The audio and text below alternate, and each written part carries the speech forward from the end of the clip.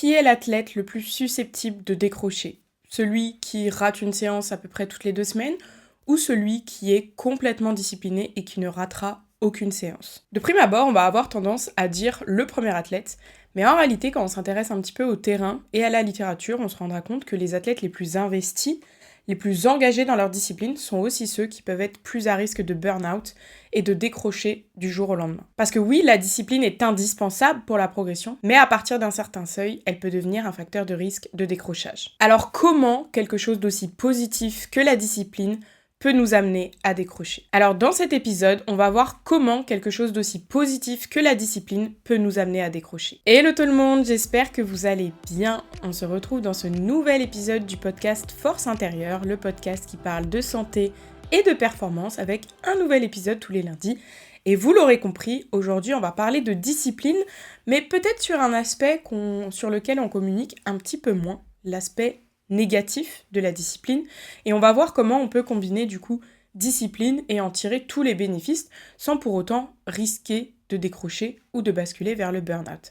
Je vous avais déjà fait un épisode sur le burn-out, donc si vous ne l'avez pas écouté, je vous invite vraiment à l'écouter parce qu'il était assez complet et ça regroupait plein d'éléments ultra intéressants pour les sportifs que vous êtes engagés dans une discipline, parce que vous allez le comprendre avec cet épisode, mais plus on est investi dans sa discipline, plus on peut être discipliné, rigoureux, plus on met de l'envie, des objectifs hauts, etc., plus on est aussi à risque de burn-out. Donc c'est bien de savoir reconnaître les signaux qui peuvent faire qu'on commence à basculer vers le burn-out, comprendre ce que c'est également le burn-out pour pouvoir éviter et continuer à perdurer au long terme dans la discipline et surtout kiffer dans sa discipline. Avant qu'on rentre dans le vif du sujet, je vous invite vraiment à liker cet épisode, me laisser un petit commentaire au fur et à mesure de l'épisode sur un point que vous avez envie d'interagir. Ça m'aidera énormément au référencement, à faire connaître encore plus ce podcast pour pouvoir aider encore plus de sportifs. Donc merci à ceux qui prennent le temps à chaque fois. Maintenant, on va voir comment la discipline peut nous amener au décrochage. Comment le fait d'être discipliné, investi à fond dans sa discipline, ça peut, à l'inverse, nous conduire à la perte dans la discipline. Et je pense que dans votre discipline, quelle qu'elle soit, vous avez sûrement des grands exemples d'athlètes qui étaient très investis, qui ont tout donné pour le sport, qui ont peut-être fait même des grandes choses dans le sport et qui ont disparu un petit peu du jour au lendemain. Et c'est aussi pour ça que je vous fais cet épisode, c'est pour éviter qu'on ait de plus en plus d'athlètes comme ça, parce que je trouve personnellement que dans le streetlifting, ça arrive très souvent encore, et je pense que ce que je vais expliquer ici peut être une des raisons. Il y en a encore plein d'autres et on pourra les aborder dans différents épisodes de podcast, mais je pense qu'il y a vraiment un rôle à jouer sur comprendre comment on peut avoir une relation saine avec son sport tout en étant discipliné et investi. Et si je fais également cet épisode, c'est parce que pour le coup, je trouve que j'ai été extrêmement bien accompagnée sur ce sujet par ma coach Laura. Je crois pas qu'elle écoute les épisodes, mais en tout cas, si tu passes par là, c'est aussi grâce à toi que je peux faire cet épisode et transmettre autant via cet épisode, mais aussi à mes athlètes, parce que je pense qu'elle m'a aidée sur ce point-là, à un moment où je ne jurais que par le sport, j'étais que discipline, j'étais que les points qu'on va évoquer juste après, et elle m'a permis d'avoir un regard différent, ce qui fait que j'ai pu continuer à perdurer dans la discipline et qui, je l'espère, me permettra encore de perdurer longtemps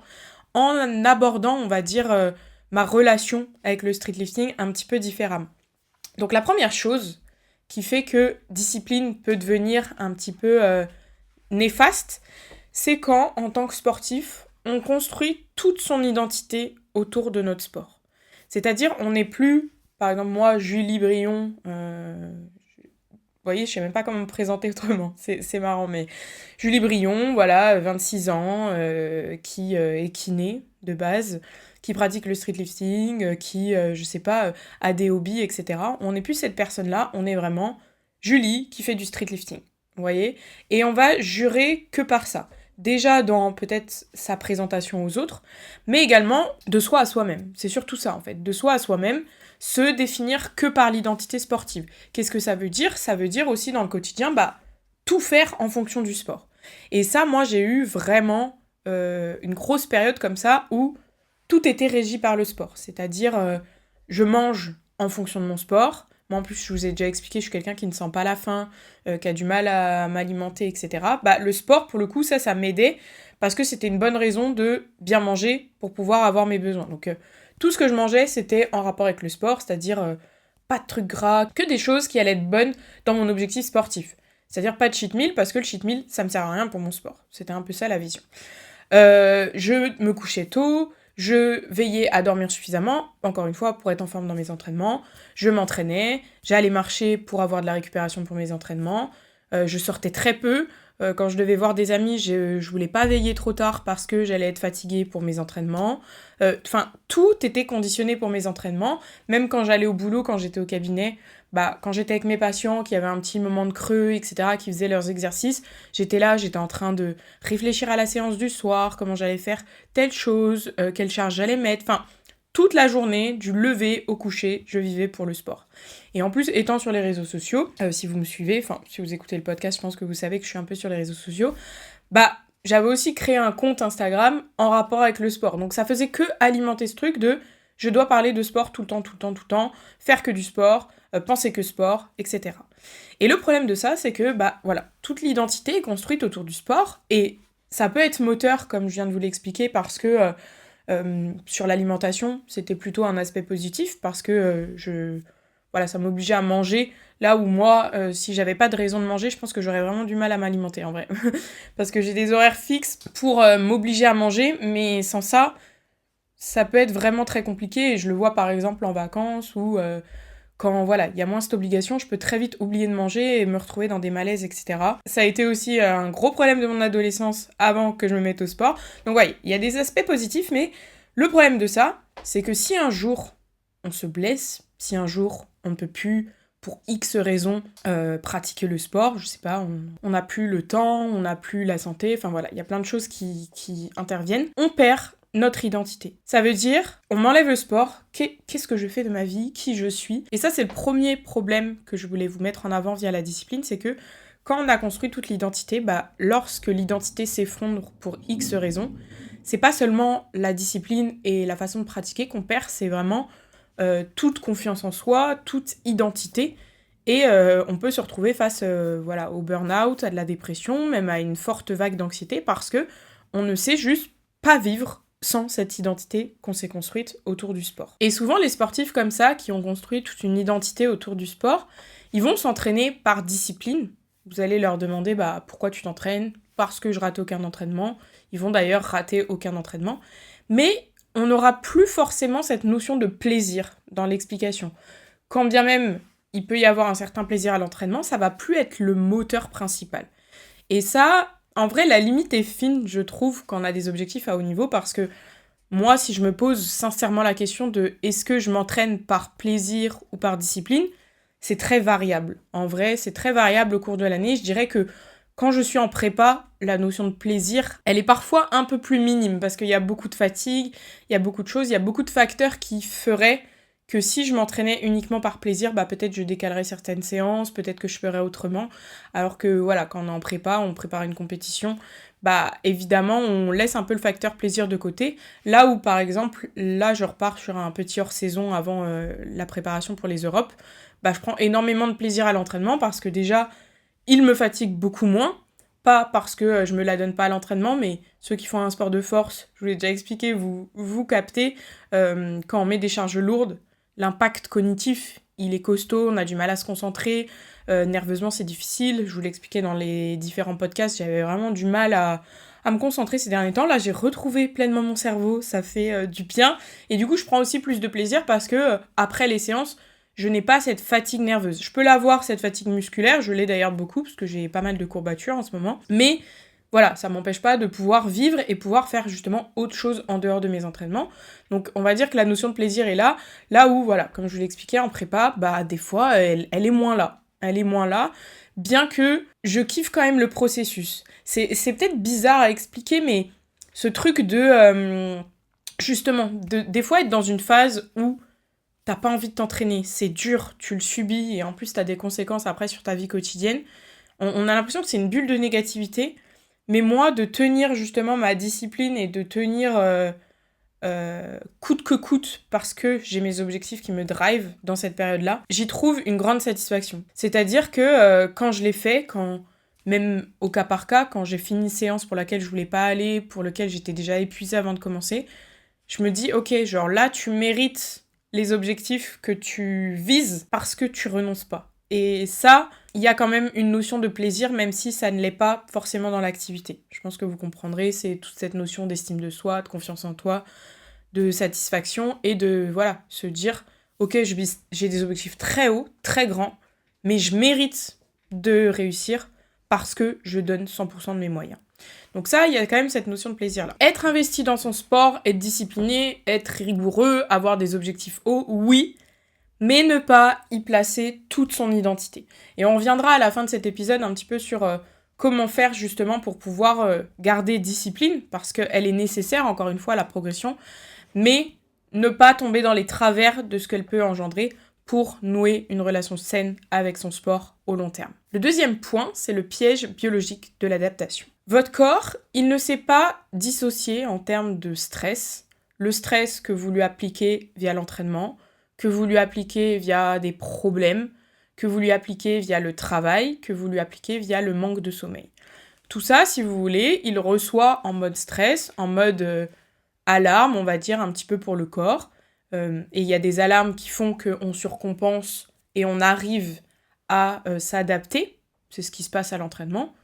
Vous vous entraînez, vous avez potentiellement des courbatures ou pas d'ailleurs, et votre corps va s'adapter pour que la fois prochaine, vous soyez plus enclin à pouvoir gérer l'entraînement sans moindre conséquence par exemple. C'est d'ailleurs pour ça que quand on s'entraîne pas depuis un long moment, on fait une séance, on est détruit par les courbatures, et petit à petit, on peut faire la même séance, même plus lourd, etc., sans avoir de courbatures. Donc on a cette notion d'adaptation. Néanmoins, voilà, tous ces facteurs-là impliquent du stress. Ce qui signifie que vous, en tant qu'athlète, en tant que sportif, vous êtes capable de répondre à un certain dosage de stress, mais il y a une limite à ça. Et ce qu'il faut comprendre, c'est que, par exemple, si vous commencez à vous entraîner, on va essayer de prendre un exemple un peu en corrélation avec la vie. Je pense que ça parlera aussi pas mal parce qu'au final, c'est moi ce que j'ai vécu et ce que je vis dans mon évolution. C'est-à-dire que j'ai commencé la salle, j'étais encore en études de kiné. Donc, à ce moment-là, j'avais 5 entraînements, voire 6 par semaine, je crois, au départ. J'avais mes études, donc on va dire quand on est en études, on est drivé, on n'a pas beaucoup de charge mentale, je trouve, en tout cas liée au travail. En tout cas pour mon cas, par rapport à ce que j'ai maintenant, j'aimais bien les études finalement.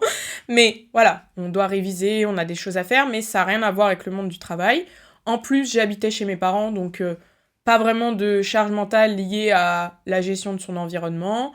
Enfin voilà, j'avais vraiment comme stress au quotidien, à la limite mes études, en période d'examen, peut-être que j'avais un peu une surcharge de stress, parce que je suis quelqu'un de très anxieuse, en dehors pas tant, et le stress mené par mes entraînements. Je schématise volontairement, mais c'est pour que vous compreniez. Et donc, à ce moment-là, je suis capable d'encaisser 6 entraînements par semaine. Je pense qu'ils étaient quand même moins longs, vu que je faisais de la muscu, peut-être d'1 h 30, mais en tout cas sur des renfos assez solides, on va pas se mentir. Dès le début, je me suis mis dans le rouge. Je crois que j'ai pas connu la progression en termes d'intensité, mais voilà. J'étais capable d'encaisser ça, et mon corps, ça allait bien, parce que, si vous voulez, on va mettre en unité, j'invente une unité là, mais pour que vous compreniez, on va dire j'avais 6 unités de stress.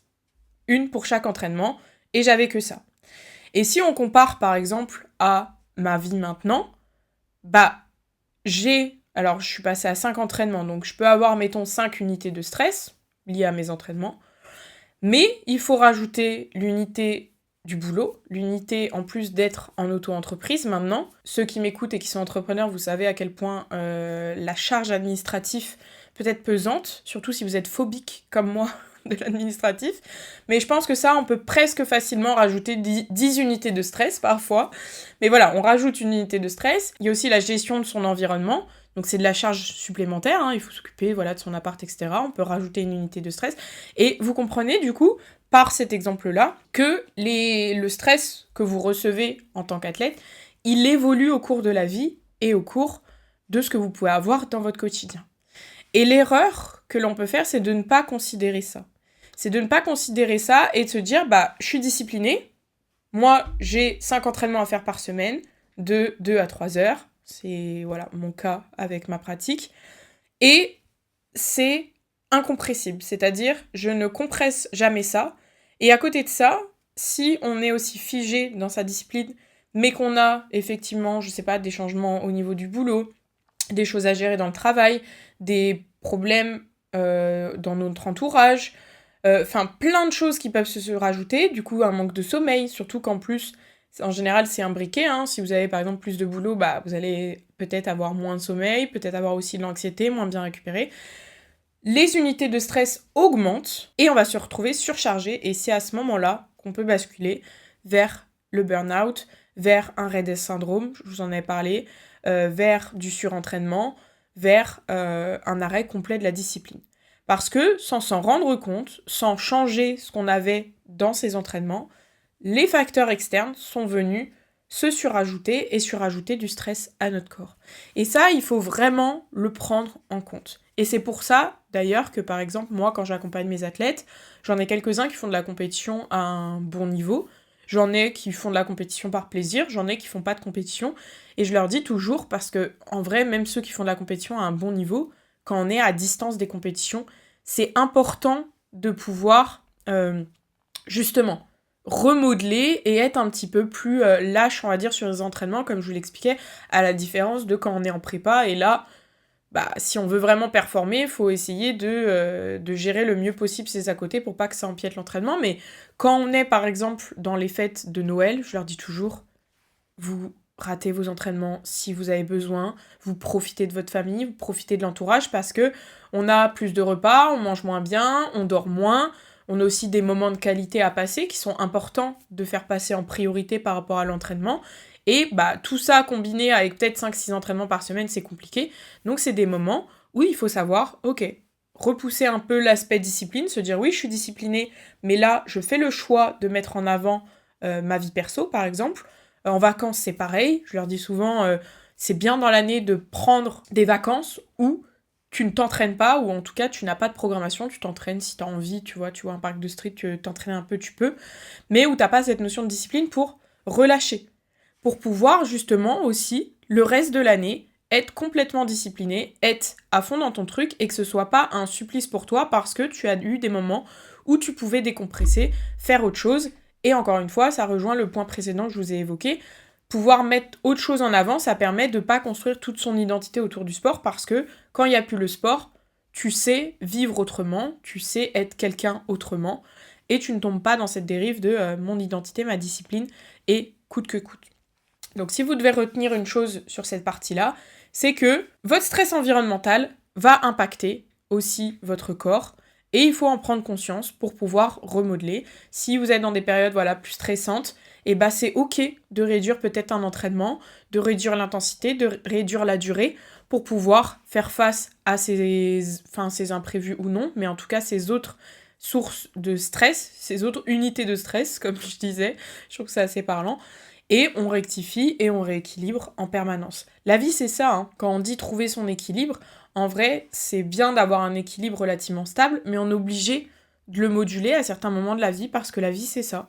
C'est des choses qui pop, c'est d'autres choses, il y a des choses très positives, des choses parfois moins positives, et il faut avoir une capacité d'adaptation par rapport à ça si on veut pouvoir perdurer au long terme, parce que si on reste bloqué avec notre visière, nos 6 entraînements qu'on veut absolument pas louper, etc., coûte que coûte, bah on va pouvoir basculer plus facilement, voilà, comme je vous l'expliquais, vers un surentraînement, burn-out et un arrêt de la discipline, alors que si on avait su moduler, bah on aurait pu moduler et durer plus longtemps dans la discipline. Le troisième point que je voulais aborder avec vous, c'est pourquoi les personnes les plus disciplinées ont le plus de mal à repérer les signaux d'alerte. Parce que, comme je vous l'ai expliqué, dans l'épisode du burn-out, il y a pas mal de signaux qui peuvent vous mettre en alerte sur un risque de basculement dans le burn-out. C'est pas du jour au lendemain, vous tombez dans le burn-out et vous ne pouvez plus rien faire, vous êtes foutu. Non, ça se passe pas comme ça.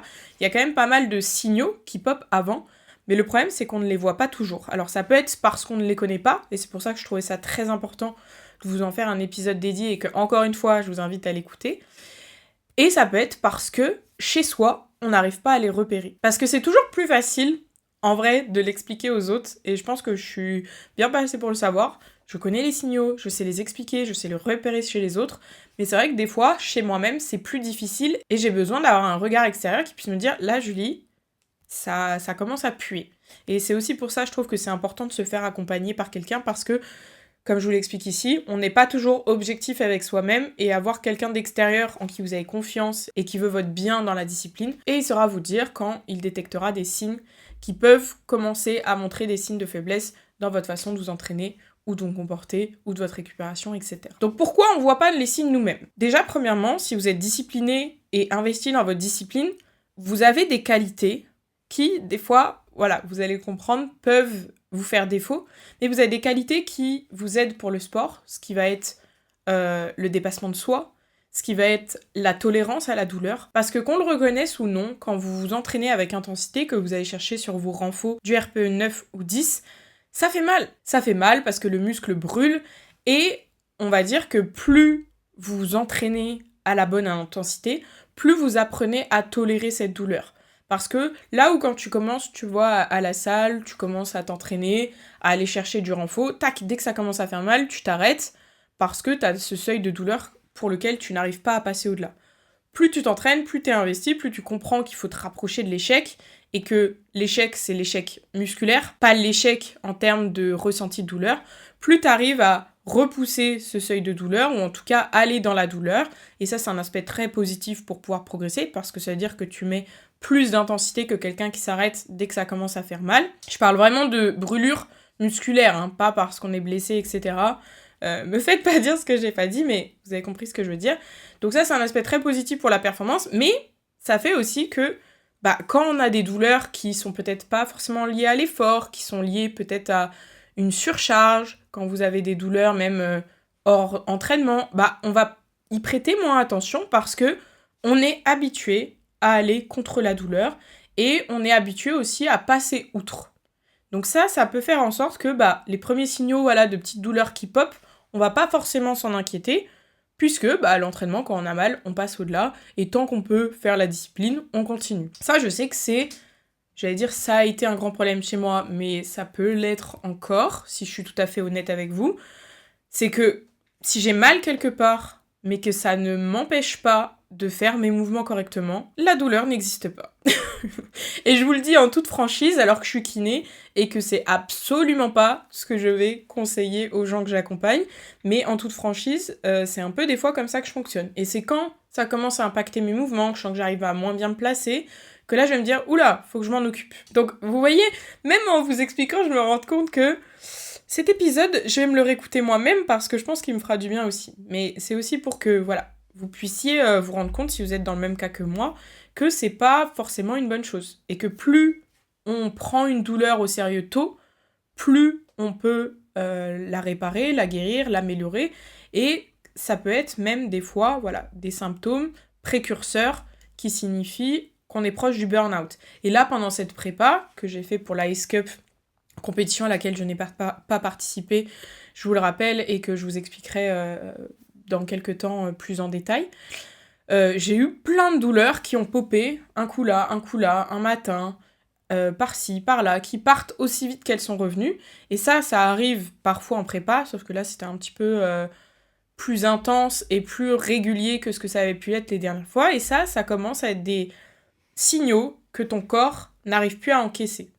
Donc c'est pas tellement une lésion en elle-même que t'as par ces douleurs, mais ça fait partie des signaux que je vous explique dans l'épisode de burn-out, et c'est important de connaître. Et donc comme je vous le disais, il y a cette notion de douleur, il y a cette notion de savoir se dépasser, avoir de la résilience, et toutes ces qualités qui font que vous évoluez dans votre discipline peuvent être aussi des inconvénients qui font que vous n'allez pas forcément repérer les signaux quand votre corps va vous en envoyer, parce que vous êtes habitué à lutter contre tout ça, à faire un peu abstraction de tout ce qui peut vous freiner dans votre discipline, parce que vous avez vos objectifs, vous avez votre discipline, et vous ne voyez que par ça.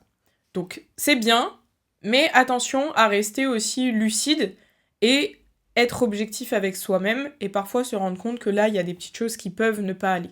Et encore une fois, si je vous parle de tout ça, c'est vraiment pour vous éviter de, un jour, vous retrouver en burn-out complet et de couper complètement avec la discipline.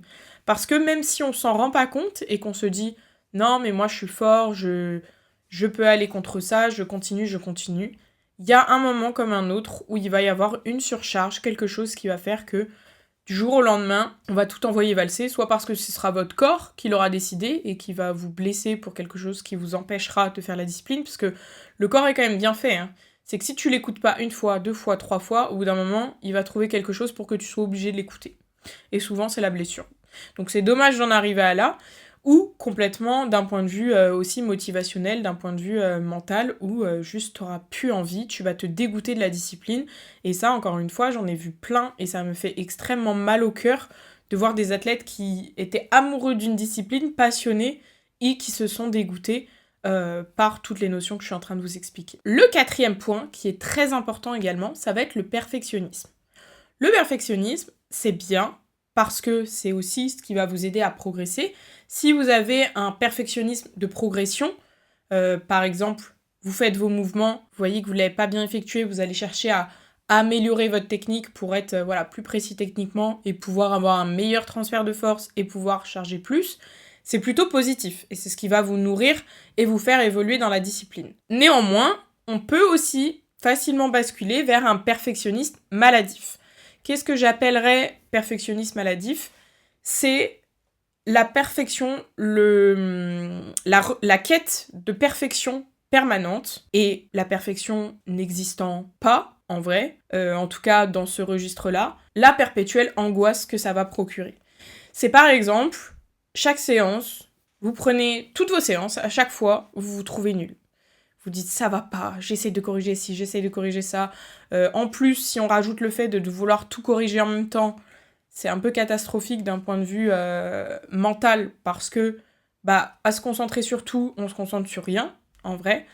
Mais ce truc de, ok, je fais mes mouvements, c'est jamais bien, j'essaie toujours d'améliorer, mais c'est jamais bien, et ça nourrit une angoisse chez moi, où après chaque séance, je me sens comme une merde, je me sens nulle, j'ai l'impression de jamais y arriver.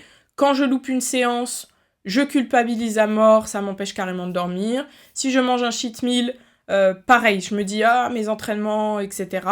Et ça, c'est ce que je vous expliquais plus tôt dans cet épisode, c'est un peu la relation, moi, que j'avais à un moment donné, de s'il y avait un écart par rapport à mes objectifs sportifs, c'était une source d'angoisse. C'est-à-dire, je faisais un apéro avec des potes, je mangeais que des carottes et des tomates, et si j'avais le malheur de prendre une chips, j'étais en mode, ma progression est ruinée. Ça, c'est un peu du perfectionnisme maladif.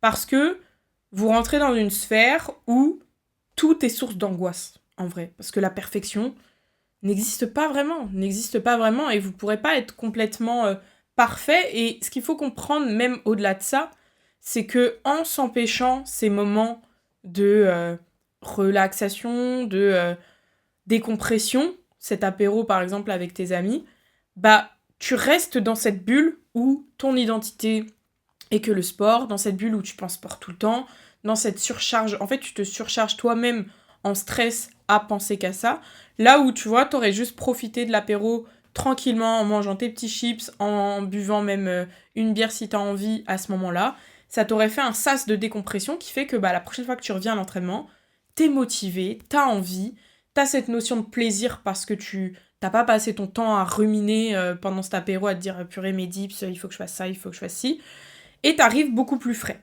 Donc ça, c'est très important aussi de comprendre que, voilà, sas de décompression, c'est ce qui va permettre d'être plus en forme et plus à même de donner de l'énergie sur l'entraînement.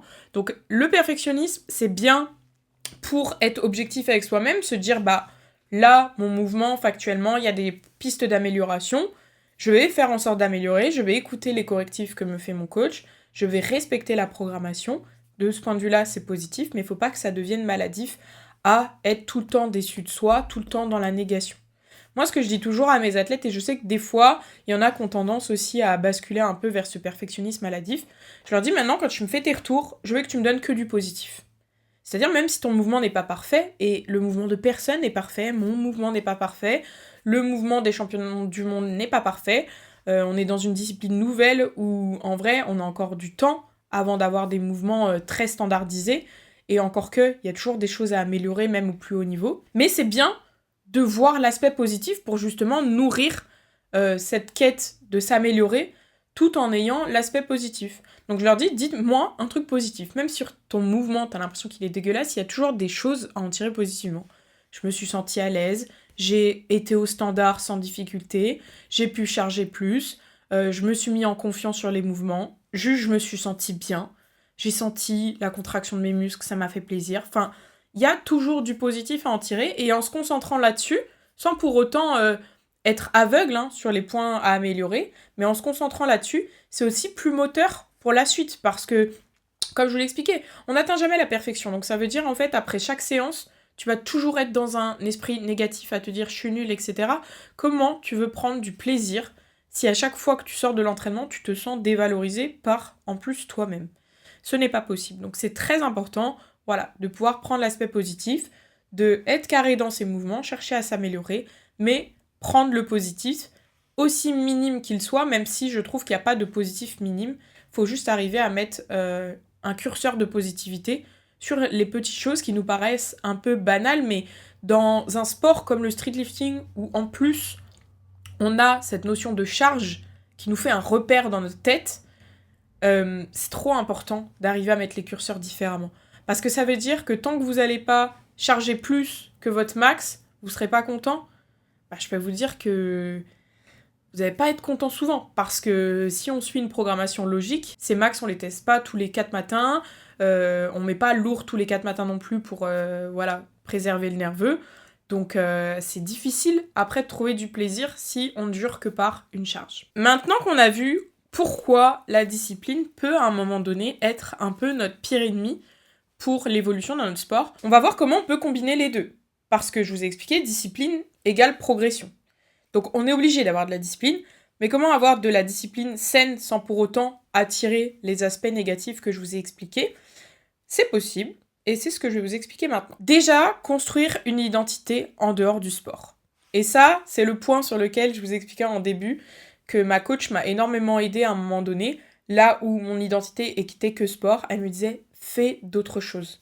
Amuse-toi sur autre chose, prends du plaisir dans autre chose, fais d'autres activités, sors, fais autre chose. Et ça, je ne le répéterai jamais assez parce que ça m'a énormément aidée à justement me construire plus largement, voir des objectifs. J'ai toujours mes gros objectifs dans le sport, peut-être qu'un jour je vous en parlerai, mais moi je vise au plus haut dans le sport. Je pense qu'il n'y a pas plus parlant que ça.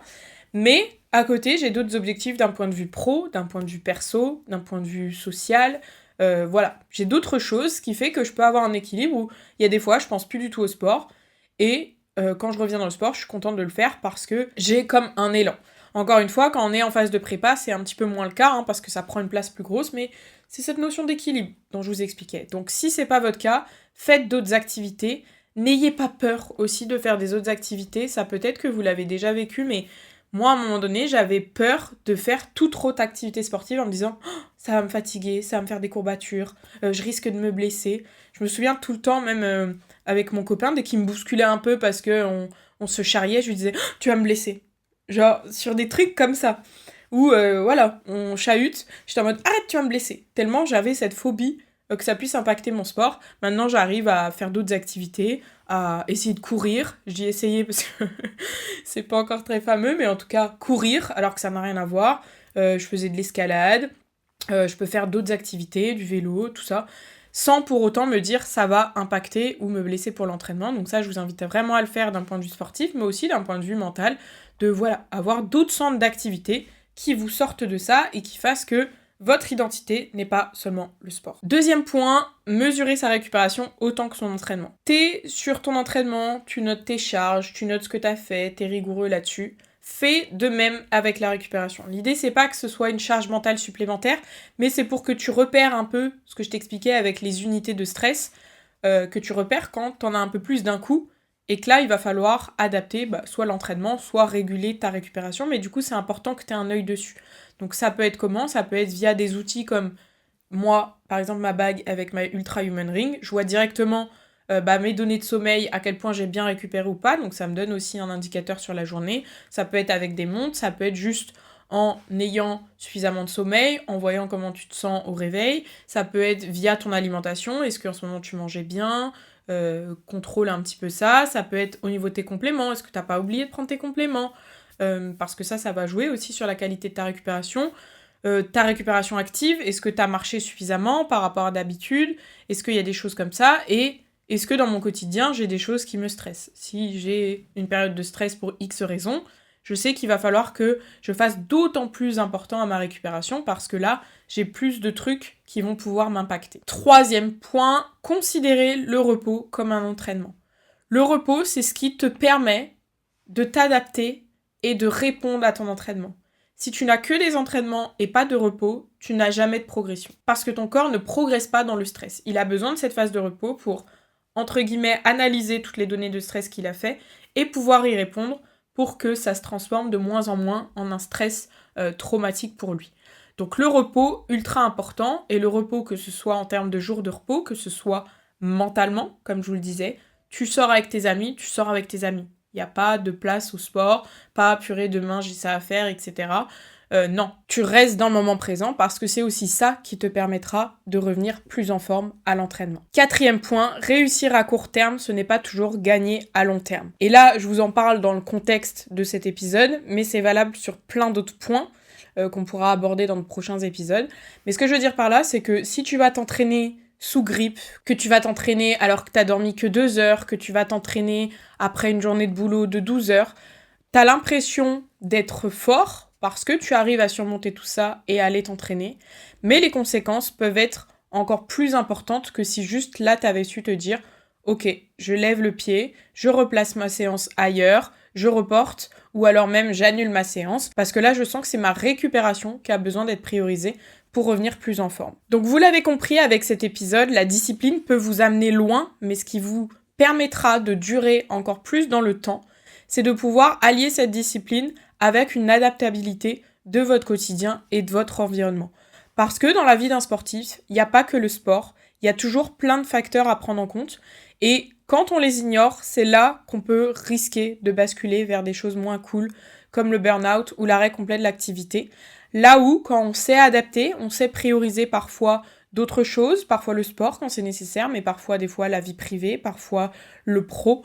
C'est cet équilibre qui va nous permettre de durer, de continuer à prendre du plaisir, parce que avant tout, le plaisir doit rester au centre de notre activité sportive, et de pouvoir atteindre ses objectifs sur le long terme. J'espère en tout cas que cet épisode vous a plu. N'hésitez pas à mettre un petit like, un petit commentaire, comme je vous l'ai demandé en début d'épisode, pour pouvoir me soutenir dans le référencement de ce podcast. Je vous fais des gros bisous, et on se dit à la semaine prochaine pour un nouvel épisode. Bye bye!